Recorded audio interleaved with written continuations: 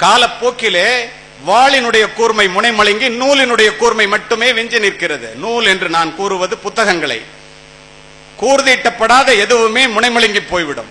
நம்முடைய மூளையும் அவ்வாறே. நம்முடைய மூளை கூர்தீட்டப்பட வேண்டும் என்றால் தொடர்ந்து படிக்க வேண்டும். படிக்கவில்லை என்றால் பட்டப்படிப்பு முடிந்தவுடன் புத்தகங்களை தூக்கி மூலையிலே எறிந்துவிட்டு யாராவது படிப்பு முடிந்து விட்டதாக நாம் நினைப்போமே, ஆனால் வாழ்க்கையிலே நினைத்த காரியத்தை சாதிக்க முடியாது. நீரளவே ஆகுமாம் நீராம்பல், தான் கற்ற நூல் அளவே ஆகுமாம் நுண்ணறிவு. அதுதான் கல்வியின் எல்லா பெருமைகளையும் விட மிகப்பெரிய பெருமை. மகாத்மா காந்தி அவருடைய புத்தகத்திலேயே எழுதுகிறார். என்ன எழுதுகிறார் தெரியுமா? ஒரு சாதாரண மோகன்தாஸ் என்ற சிறுவனை மகாத்மாவாக மாற்றியது புத்தகங்கள் தான் என்று எழுதுகிறார். ஒரு மார்டின் என்ற சிறுவன் என்னை மார்டின் லூதர் கிங்காக மாற்றியது மகாத்மா காந்தியினுடைய சத்திய சோதனை புத்தகம் தான் என்று தன்னுடைய குறிப்பிலே எழுதுகின்றான். அவன் மகாத்மாவை நேரில் பார்த்ததில்லை. எட்டர்னல் வெலாசிட்டி என்ற ஒரு புத்தகம் தான் நம்முடைய அத்துணை பேர் மனதிலும் இடம் பிடித்த மேதக அப்துல் கலாம் அவர்களை அணு விஞ்ஞானி ஆக்கியது என்பதை தயவு செய்து புரிந்து கொள்ளுங்கள். சட்ட புத்தகங்கள் தான் ஒரு அம்பேத்கரை அரசியல் சாசனத்தை உருவாக்க வைத்தது. செஞ்சதுக்கத்திலே ரஷ்ய புரட்சிக்கு பின்னால் இது போன்ற கோடிக்கணக்கான மாணவ மாணவிகள் பெரியோர்கள் மத்தியிலே லெனின் உரையாற்றிக் கொண்டிருக்கின்றான். அப்போது தனக்கு எதிர்த்தார் போல் நின்ற கூட்டத்தை பார்த்து லெனின் பேசுகின்றான்.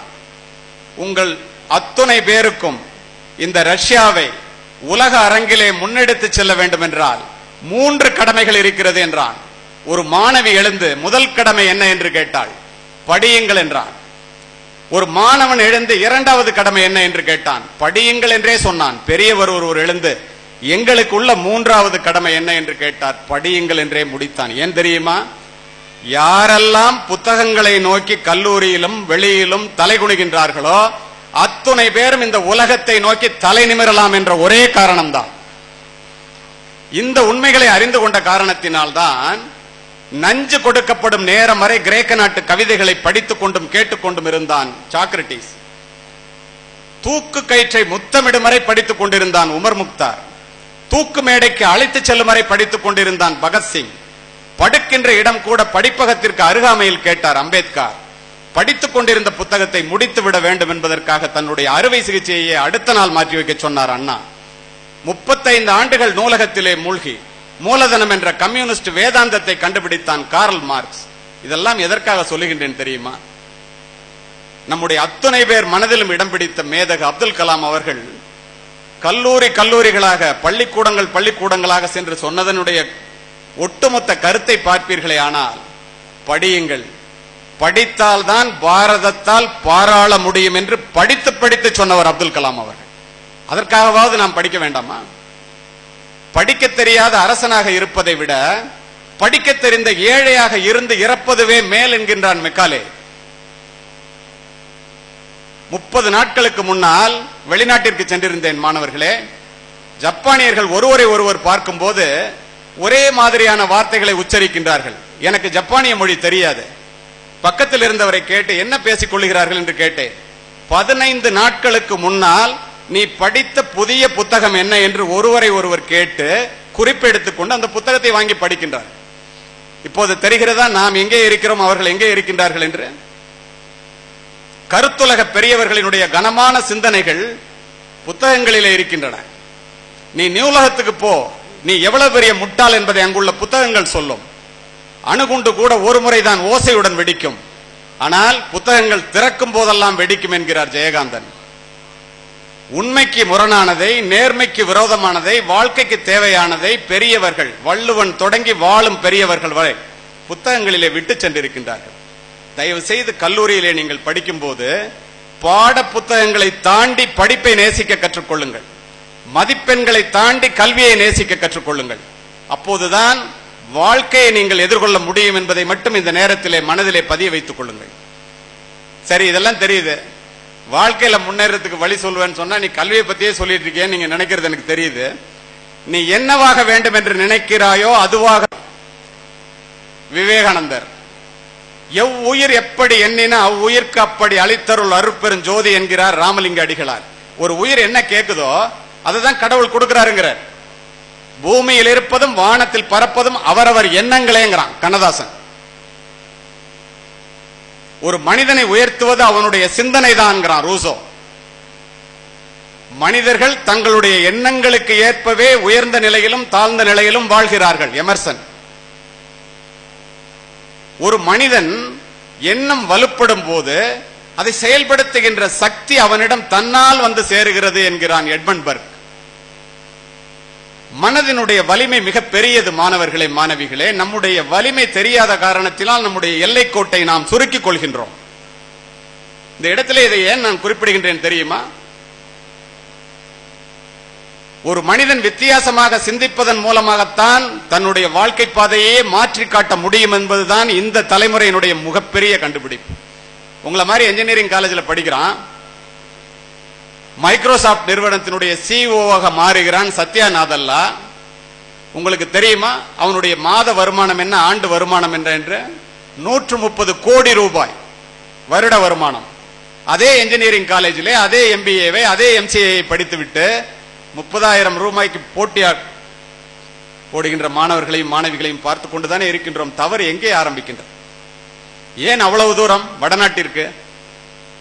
சுந்தர் பிச்சை என்ற தமிழ்நாட்டை சேர்ந்த மாணவன், சென்னையிலே படித்த மாணவன், நம்ம கிராமப்புறங்களிலே பள்ளியிலே படித்த மாணவன், கூகுளினுடைய சிஇஓவாக உயர்ந்திருக்கிறார். உலகத்திற்கு என்ன செய்ய வேண்டும் என்று சிந்திக்கின்றார்.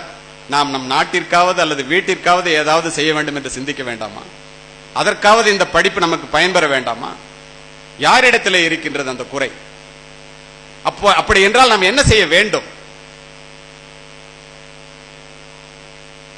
Whatever a human mind, whatever a mind conceive and believe, he can achieve ங்கிறான் Napoleon. When you really want something, the universe always conspire in your favor ங்கிற அல்கெமிஸ்ட்ங்கிற புத்தகத்துல. ஒரு மனிதன் தான் என்னவாக வேண்டும் என்று நினைத்து அதற்காக கடுமையாக உழைத்தால் இந்த உலகமே சேர்ந்து உதவி செய்யுங்கிறான், உபத்திரவம் செய்யும் சொல்லல. இதுக்கெல்லாம் என்ன அடிப்படை? The golden key to remember is the mind is the sole author of your success. If you master your mind, you master your thoughts. If you master your thoughts, you master your life. When you master your life, you master your destiny. If you dream it, you can achieve it னு எழுதி போட்டுருப்பான். போய் பாத்தீங்கன்னாக்க டிஸ்னிலேண்ட்ல பெருசா எழுதி போட்டுருப்பான். நினைக்கிறதுல என்ன கஷ்டம்? அதனாலதான் பாரதி சொல்லுவான், எதை நீ கேட்கிறாயோ அதைத்தான் இந்த வாழ்வு உனக்கு தருகிறது, அதனால் பெரிதினும் பெரிது கேள்னா. பொறியாளர்களாக வெளியிலே செல்ல வேண்டும் என்று நினைக்கின்ற மாணவர்களே, மாணவிகளே, உங்களுக்கு தெரியுமா சிவில் சர்வீஸ் எழுதி பாஸ் பண்ணுகிற 130 தமிழகத்தை சேர்ந்த மாணவர்களிலே 72 பேர் பொறியியல் மாணவர்கள் என்பதை மனதிலே பதிவு வைத்துக் கொள்ளுங்கள். எத்தனை பேருக்கு இது தெரியும்?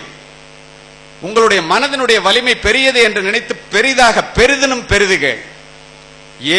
நீ எதை கேட்கிறாயோ பெரிதாக கேள். எண்ணிய எண்ணியாங்க எய்துவ எண்ணியர் திண்ணியராக பெறுகிறான். நம்பிக்கை. ஒரு பறவை கூட மரக்கிளையிலே உட்காரும் போது கிளை முறிந்து விடுமே என்று அஞ்சுவதில்லை. ஏன் தெரியுமா? பறவை நம்பி இருப்பது தன்னுடைய சிறகுகளையே தவிர கிளைகளை அல்ல. தயவு செய்து உங்களை நம்ப கற்றுக்கொள்ளுங்கள். விழுந்து கிடந்தால் சிலந்தி கூட நம்மை சிறைப்பிடிக்கும். எழுந்து நடந்தால் எரிமலையும் நமக்கு வழி கொடுக்கும். முடியாது என்று நினைத்து விட்டால் மூச்சு காற்றும் நின்றுவிடும்.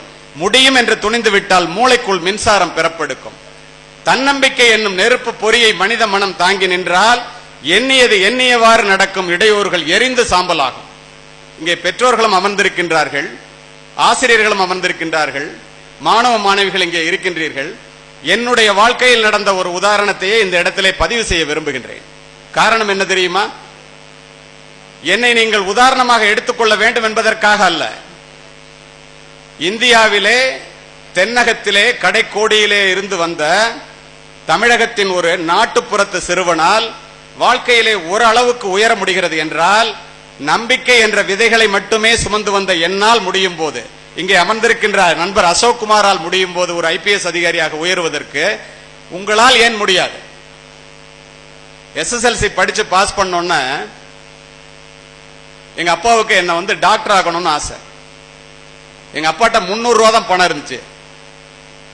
அப்போ 40 வருஷத்துக்கு முன்னாடி டாக்டர் ஆகணும்னா 3000 ரூபாய் இருந்தா டாக்டர் ஆயிரலாம். என்னை அழைச்சிட்டு எங்க அப்பா தஞ்சாவூர் போறாங்க. நடந்த சம்பவம், கதை அல்ல, நிஜம். கொடிது கொடிது வறுமை கொடிது, அதனினும் கொடிது இளமையில் வறுமை. வறுமையான குடும்பத்திலிருந்து வந்த மாணவ மாணவிகளுக்கு அது தெரியும், பெரும்பாலானோருக்கு தெரியும். போய் இறங்கணும்னா மெடிக்கல் காலேஜ் பக்கத்துல போய் இறங்கணும். மன்னர் சரபோஜி அரசினர் கல்லூரிக்கு நடந்து போகணும். அங்க மட்டும்தான் நான் படிக்க முடியும். ஏன்னா 320 ரூபாய் ஸ்காலர்ஷிப், எங்க அப்பாட்ட 300 ரூபாய் இருந்துச்சு, அதை கொடுத்தா திரும்பி வந்துடும். அப்படிப்பட்ட குடும்ப சூழ்நிலை. ஏதோ எஸ்பியா இருந்துட்டு பெருசா கோட்டுக்கிட்டலாம் போட்டு பேசிட்டு இருக்கானு பெரிய ஆள் நினைச்சுக்காதீங்க. உண்மை என்ன தெரியுமா? என்னோட தந்தை கேட்டாங்க, அவங்களுக்கு தெரியாது என்னுடைய எண்ணம் காவல்துறை அதிகாரியாக வேண்டும், காக்கி உடை அணிய வேண்டும் என்பது. என்னுடைய தந்தையினுடைய எண்ணம் வேறு. அப்பெல்லாம் நினைச்ச மாதிரி எல்லாம் பேச முடியாது அப்பாட்ட. எங்க அப்பாவால என்ன முடியாதுன்னு தெரியும். எனக்கு பணம் 3000 ரூபாய் வேணும்ல. உன்னதான் டாக்டர் ஆக்க முடியலப்பா. 500க்கு 451 மார்க் நான் SSLCல. என்ன பண்ணாங்க தெரியுமா? உன்னை டாக்டர் ஆக்கிறதுக்கு என்கிட்ட காசு இல்ல, பணம் இருந்தா நீ டாக்டர் ஆயிருக்கலாம். உன்னதான் டாக்டர் ஆக்க முடியல. ஒரு நிமிஷம் அங்க நின்னு மருத்துவ கல்லூரி சுவற்றையாவது தொட்டு பார்த்து விட்டு வருகிறேன் என்று மருத்துவ கல்லூரியினுடைய சுவற்றை தொட்டு பார்த்து விட்டு என்னுடைய தந்தை அழுது கொண்டே வந்தார். நானும் என்னுடைய தந்தையும் அரசினர் கல்லூரி வரை அழுது கொண்டே சென்றோம். ஏன் தெரியுமா? இந்த இடத்திலே இதனை குறிப்பிடுகின்றேன். இங்கு என்னை பற்றி குறிப்பிடும் போது எல்லோரும் கைதட்டினீர்கள். இவருடைய வீட்டிலே 4 மருத்துவர்கள், இவர் ஒரு மருத்துவமனைக்கு சொந்தக்காரர் என்று. நிச்சயமாக நான் இல்லை. அன்று என்னுடைய மனதிலே என்னுடைய ஏழை தந்தை ஏற்படுத்திய தாக்கம் என்னுடைய பிள்ளைகளிடம் நானும் என்னுடைய மனைவியும் சொல்லி சொல்லி வளர்த்ததனால் இன்று நான் 4 மருத்துவர்கள் என்னுடைய குடும்பத்திலே நான் ஒரு மருத்துவமனைக்கு சொந்தக்காரன் என்றால் அத்துணை பெருமையும் என்னை பெற்றெடுத்த தந்தையே. இதுதான் உண்மை. சரி, என்னோட என்ன காவல்துறை அதிகாரியாக வேண்டும் என்பது. நானும் என்னுடைய நண்பனும் கல்லூரிக்கு செல்லும் போது எஸ்பி பங்களாவும் கலெக்டர் பங்களாவும் பக்கத்துல இருக்கும். அப்பெல்லாம் டைரக்ட் ஐபிஎஸ்னா என்னன்னே தெரியாது. அவ்வளவு ஒரு குக்கிராமத்திலிருந்து வந்தவர்கள் நாங்கள். அப்படி இருக்கும்போது எஸ்பி பங்களாவை தினம் காலேஜ் போகும்போது பார்த்துக்கிட்டே போவேன். என்னுடைய நண்பன் எப்ப பார்த்தாலும் கையில ஒரு ஹிந்து பேப்பரை வச்சுட்டு நூலகத்திலேயே அமர்ந்திருப்பான். நான் மைதானத்திலேயே என்னுடைய நேரத்தை கழிப்பவன். ஒரு நாள் ஒரு எஸ்பி பங்களால நின்று எஸ்பியினுடைய கார் சிவப்பு விளக்கு சுழல 1111 ஒரு அம்பாசிடர் கார்ல காக்கி உடை அணிந்து ஒரு வி ஷேப் எக்ஸசைஸ் பாடியில ஆஜானு பாகுவா பெரிய மீச வச்சுட்டு ஒரு அதிகாரி வந்தார். 2 பேரும் நின்றுட்டு இருக்கிறத பார்த்தாரு. ஏண்டா காலேஜ் போலேன்னு கேட்டாரு. உங்களை மாதிரி ஆகணும்னா என்ன பண்ணணும்னு கேட்டார். 1974ஆம் ஆண்டு. உடனே காரை விட்டு இறங்கி நீ முதல்ல போய் என்சிசில சேரு, ரைபிள் கிளப்ல சேரு, ஓடணும் ஒடியாரணும் கயிறு ஏறணும், அப்பதான் நீ போலீஸ் ஆபீசர் ஆக முடியும்னாரு. என்னுடைய நண்பன் அதை பற்றி சிறிது கூட கவலைப்படவில்லை. கல்லூரி நேரம் போக மீதி நேரத்தை மைதானத்திலே கழித்தேன். அவன் கல்லூரி நேரம் போக மீதி நேரத்தை நூலகத்திலே கழித்தான். சர்வீஸ் கமிஷன் எக்ஸாம் வந்துச்சு. Emergency period. 1976 பேட்ச்னாலே எமர்ஜென்சியில ஒழுங்கா தேர்ந்தெடுக்கப்பட்டவர்கள் என்று நண்பர் அசோக்குமார் அவர்களுக்கு தெரியும். இதுக்கு போனோம் பரீட்சைக்கு. நான் பாஸ் பண்ணிட்டேன். அவன் நூலகத்தில் மட்டும் இருந்ததுனால இன்டோர்ல வந்து நிறைய மார்க், அவுட்டோர்ல குறைஞ்சு போச்சு. அவன் அதை பத்தி கொஞ்சம் கூட கவலைப்படல. பயிற்சிக்கு சென்று பல இடங்களிலே பணிபுரிந்து சிறப்பு பதவி உயர்வை பெற்று, இந்த இடத்துல உங்களுக்கு ஒன்னு சொல்லிக்கிறேன், எங்க பேட்ச்ல மொத்தம் 300 பேர். அதுல சிறப்பு பதவி உயர்வு பெற்று எஸ்பி அந்தஸ்துக்கு உயர்ந்தவர்கள் 2 பேர். ஒன்று நண்பர் அசோக்குமார், ஒன்று நான். 2 பேரும் உங்க கல்லூரிக்கு வந்திருக்கோம். இத சொல்றதெல்லாம் எதுக்கு தெரியுமா? நீங்க அப்படி ஆகணுங்கிறதுக்காக. உடனே சர்வீஸ் கமிஷன்ல செலக்ஷன்ல ஆகி நான் போய் கோயம்புத்தூர், தஞ்சை, சென்னை எல்லா இடத்துலையும் வேலை பார்த்துட்டு பதவி உயர்வை பெற்று, மாணவர்களே மாணவிகளே, எந்த எஸ்பி பங்களாவை பார்த்து கொண்டு கல்லூரிக்கு சென்றேனோ அதே எஸ்பி பங்களாவிலே காவல்துறை அணிவகுப்பு மரியாதையை ஏற்று சிவப்பு விளக்கு சுழல மாவட்ட கண்காணிப்பாளராக என்னுடைய மனைவியுடன் குடிபுகுந்தேன். இதை எதுக்கு தெரியுமா சொல்றேன்? எனக்காக இல்ல, பின்ன எதுக்கு சொல்றேன்? பதவி ஏற்று முடித்துவிட்டு மரியாதை நிமித்தமாக மாவட்ட ஆட்சித்தலைவரை பார்ப்பதற்காக சென்றேன். மாணவர்களே மாணவிகளே, அங்கே நூலகத்திலே அதிக நேரம் இருந்த என்னுடைய நண்பன் கலெக்டராக மாவட்ட ஆட்சித்தலைவராக அமர்ந்திருந்தார். இப்ப இப்ப தெரியுதா? நீ என்னவாக வேண்டும் என்று நினைக்கிறாயோ அதுவாகவே ஆகிவிடுவாய். நினைக்கிறதுல என்ன கஷ்டம்? மாணவிகளா அங்க உட்கார்ந்து இருக்கிறீங்க. மாணவிகளுக்காகவே இன்னொரு நிகழ்வை பதிவு செய்கின்றேன். பெண்களினுடைய திறமை எவ்வளவு பெரியது என்று பார்த்துக் கொள்ளுங்கள். அகில இந்திய அளவிலே 3 முறை துப்பாக்கி சுடும் போட்டியிலும் புலனாய்விலும் தங்கப்பதக்கம் பெற்றவர் என்றோன்னு எல்லாரும் கை தட்டினீங்க. உண்மை. ஆனால் 4வது முறையாக நான் தங்கப்பதக்கம் பெறுவேன் என்று என்னை தேர்வு செய்து இந்த தமிழக காவல்துறை காஷ்மீர் மாநிலத்திற்கு அனுப்புகின்றது. முயற்சிக்கு முன்னால் வருகின்ற தயக்கமும் வெற்றிக்கு பின்னால் வருகின்ற மயக்கமும் ஒரு மனிதனுடைய முன்னேற்றத்தை கெடுத்துவிடும் என்பதை எனக்கு சொல்லித்தர அப்போது ஆள் இல்லை. வெற்றிக்கு பின்னால் வருகின்ற மயக்கத்தோடு செல்கின்றேன். 4 முறை நம்ம ஆல் இண்டியால ஷூட்டிங் காம்படிஷன்ல இன்வெஸ்டிகேஷன்ல பெருசா சாதிச்சிருக்கோம். இப்ப யார் நம்மளை ஜெயிக்க முடியும்னு நினைச்சிட்டு போறேன். 3 முறை நான் தங்கப்பதக்கம் பெறும் போதும் அச்சுதன் நாயர் அப்படின்னு ஒருத்தர் வருவார் கேரளால இருந்து.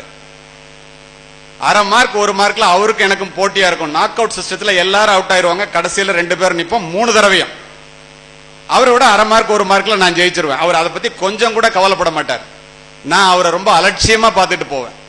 வெற்றிக்கு பின்னால் வருகின்ற மயக்கம். 4வது முறையாக செல்லுகின்றேன். உங்களுக்கு தெரியும் 50ல இருந்து 100 கஜ தூரம் வரைக்கும் டிஃபரெண்ட் டிஸ்டன்ஸ்ல டார்கெட் இருக்கும். 6 ரவுண்டு ஃபயர் பண்ணணும். புல்லுல அடிச்சா 5 மார்க். புரியுற மாதிரி இருக்கணுங்கிறதுக்காக சொல்றேன். இன்னர்ல அடிச்சா 3 மார்க், அவுட்டர்ல அடிச்சா 1 மார்க். 4வது முறையாக போகும்போது அச்சுதன் நாயர் எங்கன்னு கேட்டேன். எல்லாரும் அவுட் ஆயிட்டோம், 2 பேர் மட்டும் நிக்கிறோம். அச்சுதன் நாயர் ரிட்டையர்ட் ஆயிட்டாருன்னு எனக்கு மகா மகிழ்ச்சி. ஒரு நாளைக்கு 20 ரவுண்டு பிராக்டிஸ் பண்ணிட்டு இருந்தவன் நான். அப்போ நம்மளை யார் ஜெயிக்க முடியும், நமக்கு போட்டியே இல்லைன்னு. ஒரு பொண்ணு நின்னுச்சு. கேரளத்திலிருந்து ஐபிஎஸ் அதிகாரி அபர்ணா என்று பெயர். 2 பேரும் 6 ரவுண்டு கொடுக்கும்போது நான் ரொம்ப புத்திசாலித்தனமா நினைக்கிறதா நினைச்சு இந்த பொண்ணுக்கு ஒரு இன்ஃபீரியாரிட்டி காம்ப்ளெக்ஸ் உண்டாக்கிடுவோம். டாஸ் போடுவாங்க கிரிக்கெட் மாதிரி, எதிரியினுடைய பலம் என்ன என்று தெரிந்து கொண்டு அதற்கு பிறகு சுடுவதற்காக. டாஸ் எல்லாம் வேண்டாம், நான் முன்னாடி சுடுறேன். இப்படி உட்கார்ந்த உங்களை மாதிரி உட்கார்ந்த பொண்ணு இப்படின்னு கை காமிச்சிச்சு. நீ சுடுடாங்குது. நான் சுட்டேன்.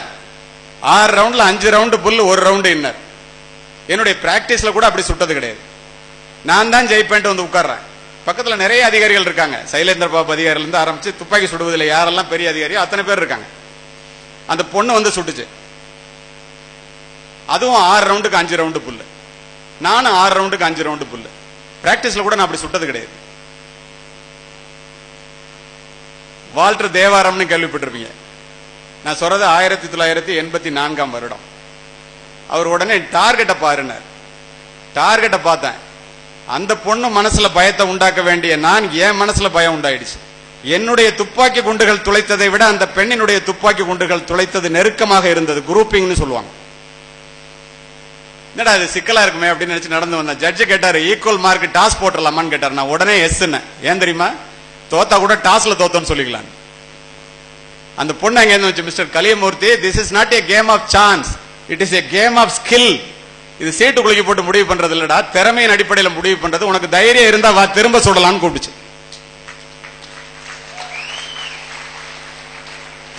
12 ரவுண்டு கொடுத்துட்டாங்க. உலகத்தில் உள்ள தெய்வங்கள் எல்லாத்தையும் வேண்டிட்டு நான் முதல்ல சுடுறேன்னு வேற சொல்லிட்டேன்ல, ஒரே மூச்சுல சுடுறேன் 2 தடவை லோட் பண்ணி. 10 ரவுண்டு புல்லு, 2 ரவுண்டு இன்னர். அந்த பொண்ணு அங்கேருந்து வந்துச்சு, ஒரே மூச்சுல மேகசின்ல லோட் பண்ணிச்சு. 2 முறை சுட்டது. 6 ரவுண்டா தான் சுட முடியும். மாணவர்களே மாணவிகளே, 12க்கு 12 புல்லு. நான் தோற்று போய்விட்டேன். இதோட முடியல. தோத்து போனோம்னா துப்பாக்கி தூக்கி கீழே போட்டேன். ஒரு பெரிய அதிகாரி எடுத்து தொடச்சு கொடுத்துட்டு, you should take it in sportsman spirit, already you achieved 3 times gold medal, this time also you are going to receive silver medal, why do you பாதர்னர். அந்த பொண்ணு அங்கே வச்சு என்ன சொன்னிச்சு தெரியுமா? மாணவிகளே, கலியமூர்த்தி அவர்களே, என்னிடம் தோற்றதற்காக நீங்கள் துளி கூட வருத்தப்படக்கூடாது. ஏன் தெரியுமா? உங்களிடம் 3 முறை தங்கப்பதக்கத்தை பறிகொடுத்த அச்சுதன் நாயர் என்னுடைய தந்தை. அவர் இழந்த தங்கப்பதக்கத்தை உன்னிடம் இருந்து தட்டி பறிக்க வேண்டும் என்பதற்காக நீ ஒரு நாளைக்கு 20 ரவுண்டு பிராக்டிஸ் பண்றேன்னு தெரிஞ்சுட்டு நான் 60 ரவுண்டு பிராக்டிஸ் பண்ணிட்டு வரேன், நீ எப்ப என்ன ஜெயிக்க முடியும்னு கேட்டுச்சு. பெண்களினுடைய தைரியம், பெண்களினுடைய பலம் எவ்வளவு என்பதை மாணவிகள் மனதிலே பதிய வைத்துக் கொள்ளுங்கள். தெய்வத்தால் ஆகாதெனினும் முயற்சி தன் மெய்வருத்த கூலி தரும் என்ற வள்ளுவனின் வாசகம் மனித முயற்சிக்கு வள்ளுவன் தந்த மகா சாசனம் என்பேன். உனக்கு வேண்டிய அத்துணையும் உன்னுடைய காலடியிலே இருக்கிறது. நீ செய்ய வேண்டியது ஒன்றே ஒன்றுதான், முயற்சி என்ற ஒன்றுதான். வெற்றியினுடைய மூல ஆதாரமே முயற்சி செய்வதுதான். அதுல என்ன சிரமம் நமக்கு? நீ அறிவாளியாக பிறக்கவில்லை என்றால் அது உன்னுடைய தவறல்ல. ஆனால் நீ அதிகமாக முயற்சி செய்யவில்லை என்றால் அது உன்னுடைய தவறு. முயற்சிகள் தவறலாம், முயற்சி செய்ய தவறலாமா? முயற்சி செய்வதை விட முக்கியமானது ஏதாவது இருக்க முடியுமா? டெரக் ரெட்மாண்ட், எத்தனை பேர் ஒலிம்பிக் பார்த்திருக்கீங்கன்னு தெரியல. சென்ற ஒலிம்பிக்கிலே 400 மீட்டர் ஓட்டப்பந்தயத்திலே உசைன் போல்ட்டுக்கு அவன் தான் ஒரே போட்டியாளர். அவன் தான் ஃபர்ஸ்ட் வருவான். ஏன்னா ஒரு ஈவெண்ட் அவன் செய்வான். உசைன் போல்ட் 100, 200, 400, 400 மீட்டர் ரிலே செய்வான். அவன் தான் ஜெயிப்பான்னு எல்லாரும் நினைச்சிட்டு இருக்காங்க. அரங்கமே பார்த்து கொண்டிருக்கிறது, உலகமே பார்த்து கொண்டிருக்கிறது. 400 மீட்டர்ல இருந்து 100 மீட்டர் போனோன்னு ஒரு காலில் கிராம்ப், சுளுக்கு, ஒரு காலை எடுத்து வைக்கவே முடியல. 100 மீட்டருக்குள்ள 50 மீட்டருக்கு முன்னாடி எல்லாருக்கும் முன்னாடி ஓடிட்டு இருந்தவன் உசைன் போல்ட் உட்பட அத்தனை பேருக்கு முன்னாடி ஓடுறான். ஒரு காலை இழுத்து இழுத்து ஓடுற மாதிரி நிலைமை. எல்லாரும் முன்னாடி போயிட்டாங்க. அந்த வலி எப்படி இருக்கும் என்று உணர்ந்த அந்த கோச் ஒலிம்பிக் ஸ்டேடியத்தில் உள்ள இறங்கி ஓடுறாரு. அவங்க அப்பா உள்ள இறங்கி ஓடுறாரு. அத்தனை பேரையும் தள்ளி விட்டு விட்டு ஓடிக்கொண்டே இருக்கின்றான் ஒத்தை காலுடன். 400 மீட்டர் கோட்டை கடந்தவுடன் கீழே விழுந்தான். மாணவர்களே, மாணவிகளே, ஜெயித்தவர்களுக்கு உட்கார்ந்து கைத்தட்டிய அந்த உலக அரங்கம் முதன்மை பெறுவதை விட முக்கியமானது முயற்சி செய்வது என்று நிரூபித்து கீழே விழுந்த அந்த டெரக் ரெட்மாண்டுக்காக உலக அரங்கமே எழுந்து நின்று கைதட்டியது. அதுதான் முயற்சி. சாக்ரட்டிஸ் ஒரு நாள் ஆத்துல நின்றுட்டு இருந்தார். உங்களை மாதிரி ஒரு மாணவன் போய் முயற்சி செய்யறதுனால முடியலன்னா இங்க வானாரு. உள்ள போனா தண்ணிக்குள்ள வச்சு தலையை அமுக்கிட்டாரு. எவ்வளவோ முயற்சி பண்றான் உடலை, கடைசியா செத்து போயிருவோம் போது தன்னுடைய முயற்சிகள் அத்துணையும் சேர்த்து தள்ளுறான் வெளியில. சாக்ரட்டிஸ் கீழே விழுந்துடுறாரு, அவன் வெளியில வந்துடுறான். எப்படி இருந்துச்சுன்னு கேட்கிறாரு. யோ, இன்னும் கொஞ்ச நேரம் இருந்தா செத்து போயிருப்பேன். எப்படி தப்பிச்சேன்னு கேட்கிறாரு. என்னுடைய முயற்சிகள், என்னுடைய பலம் அத்துணையையும் ஒன்று திரட்டி முயற்சி செய்தேன்னா. முயற்சி என்பது முடியும் வரை செய்வதல்ல மகனே, முயற்சி என்பது முடியும் வரை செய்வது, முடிந்த வரை செய்வதல்ல, முடியும் வரை செய்வதே முயற்சினர். நம்ம அப்படி செய்யறோமா? சிறு வயதிலேயே கடினமான உழைப்பின் மூலமாக உங்களை நீங்கள் வருத்தி கொண்டீர்களே ஆனால் வாழ்க்கை முழுவதும் சுலபமாகிவிடும். சிறு வயதிலேயே உங்களுடைய வாழ்க்கையை நீங்கள் சுலபமாக்கி கொண்டீர்களே ஆனால் வாழ்க்கை முழுவதும் கடினமாகிவிடும். இளமைக்கு நீ வேலைக்காரனாக இருந்தால் முதுமைக்கு நீ எஜமானனாக இருக்கலாம். ஒரு மனிதன் தன்னுடைய சக்தியிலே 50% மேல் உபயோகிப்பதே இல்லை அப்படிங்கிறார் காப்மேயர். தன்னுடைய சக்தியை உணர்ந்து ஒரு மனிதன் செயலாற்றினால் இந்த உலகில் அவனால் முடியாத காரியம் எதுவுமே இல்லை என்கிறார் கவிஞர் கதே. வெற்றியினுடைய மூல ஆதாரமே கடின உழைப்பு தான் என்கிறான் ரூசோ. இந்த உலகம் ஆற்றல் நிறைந்தவர்களுக்கே உரியதுங்கிறான் எமர்சன். இவங்கெல்லாம் ஏன் அப்படி சொல்லிட்டு போனாங்க? விதை விதைத்த அன்றே பழம் பறித்து சாப்பிட முடியாது. இரவு சாமானியனாக படுத்து காலையிலே பெரிய கோடீஸ்வரனாக எழுந்திருக்க எவனாலும் முடியாது. அப்படி யாராவது எழுந்தரிப்பார்களே ஆனால் திருச்சி சிறையிலிருந்து தீகார் சிறை வரைக்கும் ஏதாவது ஒரு சிறையில் இருக்கணும். சிகரத்தை தொடுவதற்கு எளிமையான வழி ஏதும் இல்லை. சிகரத்தை தொட்டவர்கள் யாரும் எளிமையாக தொட்டதாக சரித்திரமும் இல்லை. இங்கே அமர்ந்திருப்பவர்களிலே வாழ்க்கையிலே முன்னேறியவர்களாக அறியப்பட்டவர்களை பார்த்தீர்களே ஆனால் அத்தனை பேருக்கு பின்னாலும் ஒரு மிகப்பெரிய சரித்திரம் இருக்கும். கடுமையான உழைப்பு ஒன்றுதான் ஒரு மனிதனை முன்னேற்றும். தோல்வியே அடையாத வெற்றியாளர்கள் உலகத்தில் யாரும் கிடையாது. வெற்றி பெறுவோம் என்று நிச்சயமாக நம்புகிறவனுக்கு வெற்றி வந்தே தீரும். சாதனை தேடி சோறு நிதந்தின்று பல சின்ன சிறு கதைகள் பேசி மனம் வாடி துன்பமிக உழன்று பிறர் வாட பல செயல்கள் செய்து நரை கூடி கிழப்பருவம் எய்தி கொடும் கூற்றுக்கு இறையென பின் மாயும் பல வேடிக்கை மனிதரை போல் நான் வீழ்வேன் என்று நினைத்தாயோம் பாரதி. என்ன அர்த்தம்? பிறந்தோம், வளர்ந்தோம், சாப்பிட்டோம், தூங்கினோம், வயசாயிடுச்சு, முடி நரைச்சிருச்சு, தோல் சுருங்கிடுச்சு, செத்து போயிட்டோம். விலங்குகள் கூட அதைத்தானே செய்கிறது. நாம் ஆறறிவுள்ள மனித பிறவி அல்லவா? நேரம் உண்மையிலேயே நீங்கள் வாழ்க்கையை நேசிப்பவர்களாக இருந்தால் மாணவர்களே மாணவிகளே தயவு செய்து நேரத்தை வீணாக்காதீர்கள். ஏன் தெரியுமா? வாழ்க்கை என்பதே நேரத்தால் ஆனதுதான். கடந்து போன காலத்தை விலை கொடுத்து வாங்கும் அளவிற்கு பணக்காரன் உலகத்திலே பிறக்கவில்லை. ஒரு பவுன் தங்கத்தை கொடுத்து ஒரு நொடி நேரத்தை யாராலும் வாங்க முடியாது. ஞாலம் கருதினும் கைகூடும், காலம் கருதி இடத்தால் செய்யணும் வள்ளுவன். நேரத்தினுடைய அருமை அப்படிப்பட்டது. நீ அமெரிக்கால இருந்தாலும், ஜப்பான்ல இருந்தாலும், இந்தியால இருந்தாலும் காலையில எந்திரிக்கும் போது உன் சட்டப்பையில 24 மணி நேரம் இருக்கும். அந்த நேரத்தை நீ எப்படி உபயோகப்படுத்துகிறாய் என்பதை வைத்தே உன்னுடைய வெற்றி தோல்விகள் நிர்ணயிக்கப்படுகின்றன. சராசரி வயது 70. இந்தியர்களுடைய வயது 30 வயசு வரைக்கும் கல்யாணம் படிப்பு போயிடுது. பாக்கி 40 வருஷம், கடைசி 10 வருஷம் படுக்க, ஆஸ்பத்திரி ட்ரீட்மெண்ட், நடுப்பர் இருக்கிறது 30 வருஷம். இது எல்லா இடத்திலையும் உங்களுக்கு புரிய வேண்டும் என்பதற்காக சொல்லுகின்றேன். ஒரு வருஷத்துக்கு 365 நாள், 30 வருஷத்துக்கு 10,950 நாள். தூங்குறதுல 5000 நாள் போயிடும், டிராவல்ல 950 நாள் போயிடும். பாக்கி இருப்பது 5000 நாட்களே. இந்த 5000 நாட்களை ஒரு மனிதன் எப்படி உபயோகப்படுத்தினான் என்பதை வைத்தே நீங்கள் வாழ்க்கையிலே வெற்றி பெற வேண்டும் என்ற எண்ணம் இருக்குமே ஆனால் உங்களுடைய வெற்றி தோல்விகள் நிர்ணயிக்கப்படுகின்றன. இந்தியர்கள் கடிகாரத்தில் மணியை மட்டும் பார்க்கின்றோம். ஜப்பானியர்கள் கடிகாரத்தில் மணியோடு சேர்த்து நிமிடத்தையும் பார்க்கின்றார்கள். ஆனால் ஐரோப்பியர்களோ நிமிடத்தோடு சேர்த்து வினாடியையும் பார்க்கின்றார்கள். 3 மாதங்களுக்கு முன்னால் சுவிட்சர்லாந்து நாட்டிலே இருந்தேன். நான் ஜெர்மனிக்கு போவதற்காக ஒரு ட்ரெயின் 8:03 ட்ரெயின் வரும்னு சொன்னான். நானும் என்னுடைய மனைவியும் புறப்பட்டு ஜங்ஷன்ல போய் உள்ள போறேன். நான் காவல்துறை அதிகாரி, நேரத்தை ஓரளவுக்கு கடைபிடிப்பவன். உள்ள நுழையும் போது 8:04, செக்கிங்லாம் முடிச்சு வெளியில போகும்போது 8:05 போகும்போது அங்க ட்ரெயின் நின்னுச்சு, புல்லட் ட்ரெயின். அது வேற பக்கம் டைரக்ஷன்ல நின்னுச்சு. ஜெர்மனிக்கு போற ட்ரெயின் எதுன்னு கேட்டேன். 45,000 ரூபாய் டிக்கெட். அங்க ஒருத்தர் நின்றுட்டு இருந்தார். அவர் என்ன பார்த்து சிரிச்சாரு. தமிழ்நாட்டுக்கார மாதிரி இருக்கேன்னு சொல்லிட்டு நீங்க யாருன்னு கேட்டேன். நீங்க எஸ்பி கலியமூர்த்தி தானே? ஆமாண்ணா. நீங்க யாருன்னா? ஸ்ரீதர் என் பேரு, நான் ஹைகோர்ட்ல பிராக்டிஸ் பண்ற வக்கீல். என்ன ட்ரெயினை விட்டுட்டீங்களான்னாரு. இல்லையே, நான் அப்பதான் ட்ரெயினுக்கா வந்திருக்கேன். உங்க ட்ரெயின் 200 கிலோமீட்டர் போயிடுச்சுன்னாரு. ஏன்னா நானும் ஜெர்மனிக்கு தான் வர்றேன், நான் அங்க பிளைட்டை பிடிச்சு போகணும், உங்களுக்கு 45,000 ரூபாய் தான், எனக்கு 1,50,000 ரூபாய் போச்சுன்னாரு.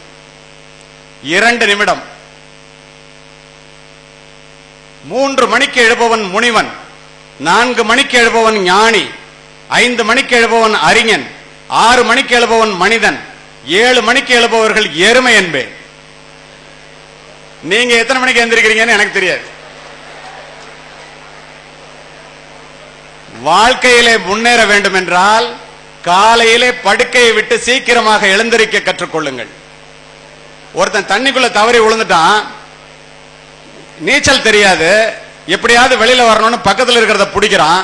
கரையில இருக்கிறவங்களாம் டே அதை விடுறாங்கிறான். ஏன்னு கேட்கிறான். இல்ல நீ விடுறாங்கிறான். நான் விட்டுட்டேன்டா, அது தாண்டா என்ன விட மாட்டேங்குதுங்கிறான். ஏன்னா அவன் பிடிச்சிருந்தது முதல்ல. சோம்பல் அத்தகையது. உங்களை பிடித்துக் கொண்டால் காலையில இடுப்பு வலிக்குது, கால் வலிக்குதுன்னு எந்திரிக்கவே விடாது. தயவு செய்து வாழ்க்கையிலே முன்னேற வேண்டும் என்றால் மாணவர்களே மாணவிகளே, காலையில் படுக்கையை விட்டு எழுந்திருக்க கற்றுக்கொள்ளுங்கள். வாழ்க்கையிலே முன்னேறியவர்கள் அத்துணை பேரும் காலையிலே சீக்கிரம் எழுந்தவர்களாகத்தான் இருப்பார்கள். இதில் இருவேறு கருத்துக்கு இடமே இல்லை. பெரிய முயற்சியிலே நீங்கள் ஈடுபடும் போது இந்த உலகம் உங்களை பார்த்து வீண் முயற்சி என்று சொல்லும். நீங்கள் வெற்றி பெற்ற பிறகு அதே உலகம் உங்களை பார்த்து விடாமுயற்சி என்று பாராட்டும். ஓட்டப்பந்தய மைதானத்திலே ஒருவன் வெற்றி கோட்டை குறைந்த நேரத்திலே கடக்கிறான் என்றால் அவர் பயிற்சி மைதானத்திலே அதிக நேரத்தை செலவு செய்தவனாகத்தான் இருக்க முடியும். பரீட்சையிலே உங்களை விட ஒரு பெண் அதிக மார்க் வாங்குகிறாள் என்றால் நீங்கள் எல்லாம் தூங்கும் போது அவள் கண் விழித்து படித்தவளாகத்தான் இருக்க முடியும். மாணவர்களுக்கும் மாணவிகளுக்கும் அதிகமா அறிவுரை சொன்னோன்னு அங்க இருக்கிற ஆசிரியர்கள் முகத்துல எல்லாம் ஒரே சந்தோஷம். நம்ம செய்ய வேண்டிய வேலையை இவர் செஞ்சிட்டு இருக்காருன்னு. ஆசிரியர்களையும் நான் விட்டு வைப்பதாக இல்லை. வரும்போதே உங்க தாளாளர் சொன்னாரு, உங்களுடைய பிரின்சிபலும் சொன்னாரு, இங்கே சொல்லிடுறோம் மேடையிலே எல்லாத்தையும், சார் ஆசிரியர்களுக்கும் பெற்றோர்களுக்கும் எதையாவது ஒரு 5 நிமிஷம் சொல்லாம முடிக்க கூடாதுன்னாரு. சொல்லுகிறேன், உலகத்திலே முன்னேறியவர்களாக அறியப்பட்ட 10 பேரிடம் பேட்டி கண்டார்கள். 10 பேரில் 8 பேர் உங்களுடைய வாழ்க்கையிலே நீங்கள் முன்னேறியதற்கு யார் ரோல் மாடல், யாரை முன்னுதாரணமாக எடுத்துக்கொண்டீர்கள் என்று உலகத்திலே முன்னேறிய 10 பேரிடம் பேட்டி கண்டார்கள். மாணவர்களே, மாணவிகளே, ஆசிரியர்களே, 10 பேரில் 8 பேர் தங்கள் பள்ளிக்கூட கல்லூரி ஆசிரியர்களையே உதாரணமாக முன்னுதாரணமாக சொன்னார். தசரதன் தனக்கு ஆண் குழந்தை பிறந்தவுடன் துள்ளி குதித்தானா? ராமன் பிறந்து விட்டானே என்பதற்காக அல்ல ஆசிரியர்களே. விசுவாமித்திரன் என்ற மிகப்பெரிய ஆசிரியன் வாழுகின்ற காலத்திலே அவனிடம் படிக்க வைப்பதற்கு தனக்கு ஒரு பிள்ளை பிறந்து விட்டானே என்று துள்ளி குதித்தான். மாசிடோனியா அரண்மனையிலே மன்னன் பிலிப் தங்க காசுகளை உப்பரிகையிலே இருந்து வாரி வாரி இறைத்துக் கொண்டிருக்கின்றான். கடைசி மனிதனுடைய கையிலே தங்க காசு கிடைக்கும் வரை மக்கள் போட்டி போட்டுக் கொண்டு தங்க காசை பொறுக்குகிறார்கள். மந்திரி சொல்கின்றான், மன்னனுக்கு ஆண் குழந்தை பிறந்திருக்கிறது, அந்த மகிழ்ச்சியிலே தங்க காசுகளை வாரி இறைக்கிறான் என்று. அரசன் சொல்லுகின்றான், முட்டாள் மந்திரியே, ஆண் குழந்தை பிறந்ததற்காக தங்க காசுகளை நான் வாரி இறைக்கவில்லை. எதற்காக தெரியுமா? என்னை உலகத்திலே அறிவாளியான அரசனாக மாற்றிய, புத்திசாலியான அரசனாக மாற்றிய அரிஸ்டாட்டில் என்ற ஆசிரியன் வாழுகின்ற காலத்திலே அவனிடம் படிப்பதற்கு அலெக்சாண்டர் என்ற ஒரு மகன் பிறந்து விட்டானே என்று தங்க காசுகளை வாரி இறைக்கின்றேன் என்று. அது எப்படி நிரூபிக்கப்பட்டது தெரியுமா? கேளுங்கள். சாக்ரட்டிஸினுடைய மாணவன் பிளேட்டோ, பிளேட்டோவினுடைய மாணவன் அரிஸ்டாட்டில், அரிஸ்டாட்டிலுடைய மாணவன் Alexander, the man who conquered the entire world, உலகத்தையே ஒரு குடையின் கீழ் வெற்றி பெற்று ஆளுநன். அப்படிப்பட்ட அலெக்சாண்டரிடம் போய் கேட்டார்கள், உன்னால் எப்படிடா உலகத்தை பிடிக்க முடிந்தது? ஆசிரியர்களே, அவன் சொன்ன பதில் என்ன தெரியுமா? நான் இந்த உலகத்திற்கு வந்ததற்கு காரணம் என்னுடைய பெற்றோர், இந்த உலகம் என்னிடம் வந்ததற்கு காரணம் என்னுடைய ஆசிரியர் அரிஸ்டாட்டில் என்று கூறினான். உலகத்தையே ஜெயிக்க வைக்கக்கூடிய மாணவர்களை உருவாக்குவது ஆசிரியர் கையிலே இருக்கிறது என்பதை ஆசிரியர்கள் மறந்துவிடக் கூடாது. தாயினுடைய ஆரோக்கியம் தான் குழந்தையினுடைய ஆரோக்கியம், ஆசிரியர்களினுடைய ஆரோக்கியம் தான் மாணவர்களுடைய ஆரோக்கியம். ஒரு மரத்தினுடைய வேர்களை போன்றவர்கள் ஆசிரியர்கள், அதிலே பூத்து குலுங்குகின்ற பூக்களை போன்றவர்கள் மாணவர்கள். வேர்களினுடைய பலத்தை பொறுத்தே பூக்களினுடைய வசீகரம் அமையும். வேர்கள் பட்டு போனால் பூக்கள் கொட்டிப்போ. ஒரு மனிதன், ஒரு விவசாயி, ஒரு விதைக்குள் இருக்கின்ற பெரிய ஆலமரத்தை எப்படி பொத்தி பொத்தி பாதுகாத்து வளர்த்தெடுக்கிறானோ, இந்த மாணவர்களிடம் ஆலமரத்தை போன்ற மிகப்பெரிய திறமை ஒளிந்து கிடக்கின்றது. அதை கண்டுபிடிக்க வேண்டிய பொறுப்பு ஆசிரியர்களாகிய உங்கள் கையிலே தான் இருக்கிறது. சீனிவாச ராமானுஜம் கணக்கு பாடத்தை தவிர அத்துணை பாடங்களிலும் குறைந்த மதிப்பெண்கள் பெற்றார். அவருடைய நோட்டு புத்தகத்தை வாங்கி பார்க்கின்ற அவருடைய மாமா, அவர் ஒரு டீச்சர், அவர் கொண்டு ஒரு ஆசிரியர் கையில கொடுக்கிறார்.